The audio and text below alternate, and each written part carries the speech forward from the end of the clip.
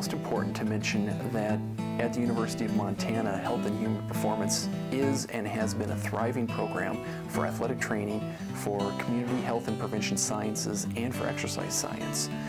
The excitement is that over the next 3 to 5 years, we expect our undergraduate and graduate programs to grow significantly because the university will reinvest in us. So my name is Chuck Dumke. I'm the graduate program coordinator here at the University of Montana in the program for Health and Human Performance. So we actually have a graduate program and a master's in athletic training, and we have a separate graduate program in Health and Human Performance. And within that we have, similar to our undergraduate program, we have kind of 3 different areas: exercise science, community health and prevention sciences, and what we call a generalist, but it's kind of more a flexible master's degree where people can mold it into what they like. And I think it's pretty clear the University of Montana has a long history in doing stuff with wildland firefighters, but we also do stuff with the military. People have interest in nutritional supplementation and modification and how that affects performance and fuel utilization, and certainly how things relate to diseases such as diabetes.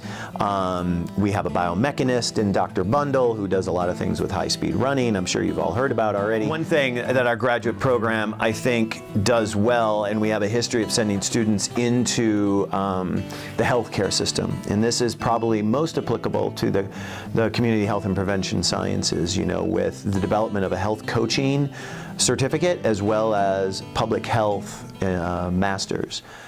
I think maybe the most important thing about the community health and prevention sciences program at the University of Montana is that prevention right now is at the forefront of, I think, both medicine and public health. I think for years we focused on sort of that medical model, treating people after they were already ill, and right now the focus is on let's keep people healthy.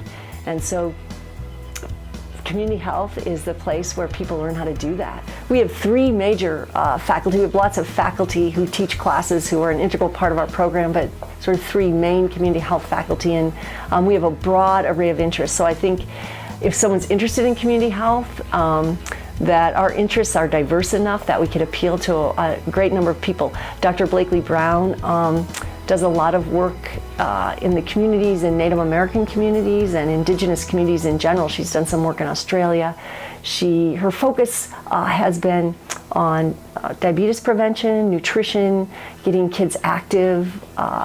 So she does a lot of work in rural areas. Dr. Laura Dibdahl is really interested in mind-body-spirit research. I think later you might tour the Mind-Body Lab, and she works with veterans, but actually with all sorts of people, looking at how mind-body-spirit interact to create a healthy lifestyle. My research interests largely lie kind of in 2 different areas. We're doing a lot of work with the Forest Service, which a lot of our faculty in the department are doing, and largely our charge from the athletic training standpoint has been looking at trying to get a good handle on what types of injuries are sustained in wildland firefighters, and then looking at some different models of establishing injury prevention programs with wildland firefighters. Kind of my other world is looking largely with youth sports safety, and so we've done a lot of work with our graduate students looking at concussion legislation and the current law. And so this last legislative session we were able to actually change the law by the research that we did.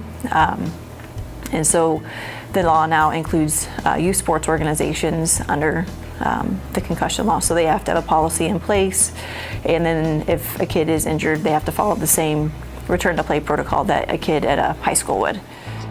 Hi, my name is Brent Ruby, and I've been a professor in the department since the fall of '94.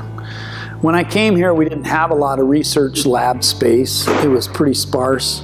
So the Montana Center for Work Physiology and Exercise Metabolism was started in 2006. We have an environmental chamber that we can mimic virtually any environment on the planet, so we can do heat stress studies, which we do a lot of. We have mobile research lab facilities which allow us to go out into the field settings all over the country. The ones in the lab, yeah, those are interesting. Those are pretty cool. But the ones that are the most memorable are the ones that we do outside of the lab in these unique field settings.